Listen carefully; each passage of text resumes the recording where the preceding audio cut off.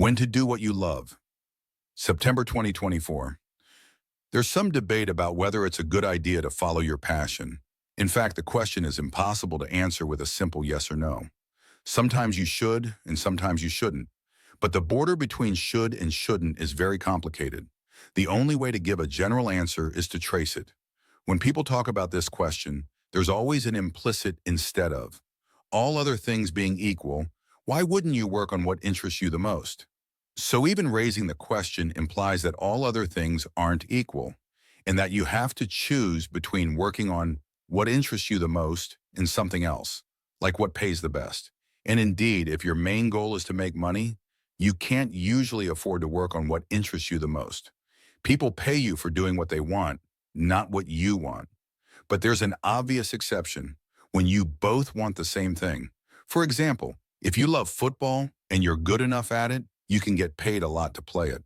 Of course, the odds are against you in a case like football because so many other people like playing it too. This is not to say you shouldn't try, though. It depends how much ability you have and how hard you're willing to work. The odds are better when you have strange tastes, when you like something that pays well and that few other people like.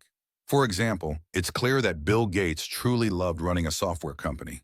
He didn't just love programming, which a lot of people do. He loved writing software for customers. That is a very strange taste indeed, but if you have it, you can make a lot by indulging it. There are even some people who have a genuine intellectual interest in making money. This is distinct from mere greed. They just can't help noticing when something is mispriced and can't help doing something about it. It's like a puzzle for them. In fact, there's an edge case here so spectacular that it turns all the preceding advice on its head. If you want to make a really huge amount of money, hundreds of millions or even billions of dollars, it turns out to be very useful to work on what interests you the most. The reason is not the extra motivation you get from doing this, but that the way to make a really large amount of money is to start a startup, and working on what interests you is an excellent way to discover startup ideas.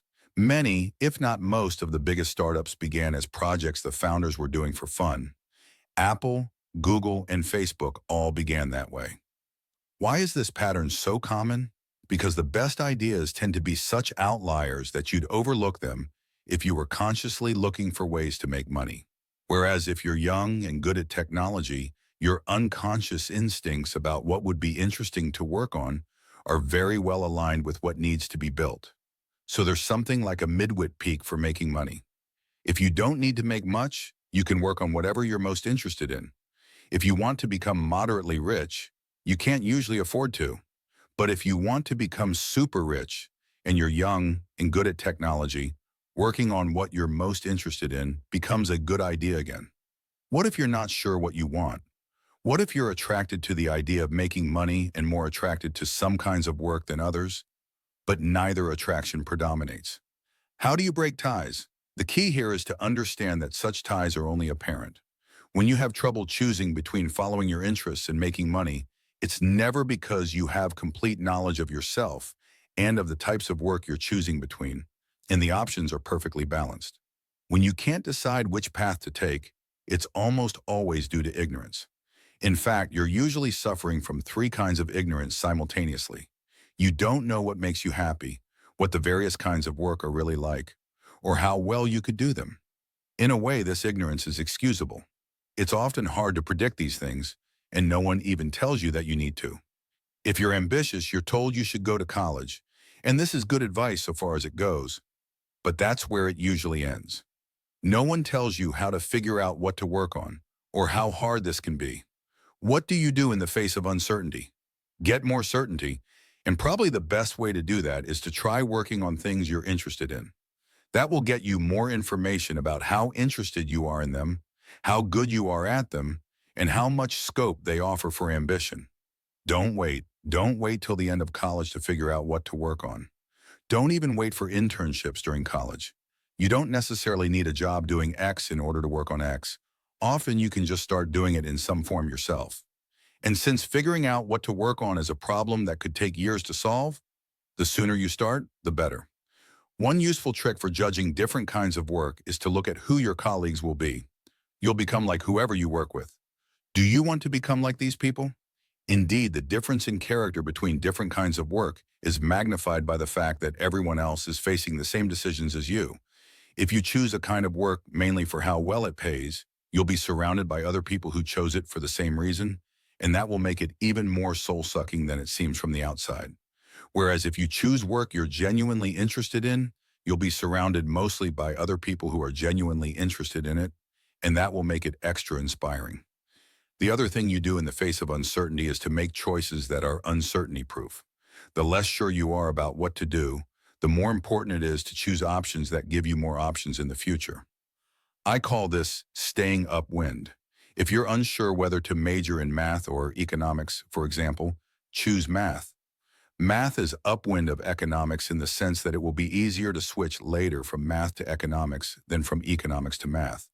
There's one case, though, where it's easy to say whether you should work on what interests you the most, if you want to do great work. This is not a sufficient condition for doing great work, but it is a necessary one. There's a lot of selection bias in advice about whether to follow your passion, and this is the reason. Most such advice comes from people who are famously successful, and if you ask someone who's famously successful how to do what they did, most will tell you that you have to work on what you're most interested in. And this is in fact true. That doesn't mean it's the right advice for everyone.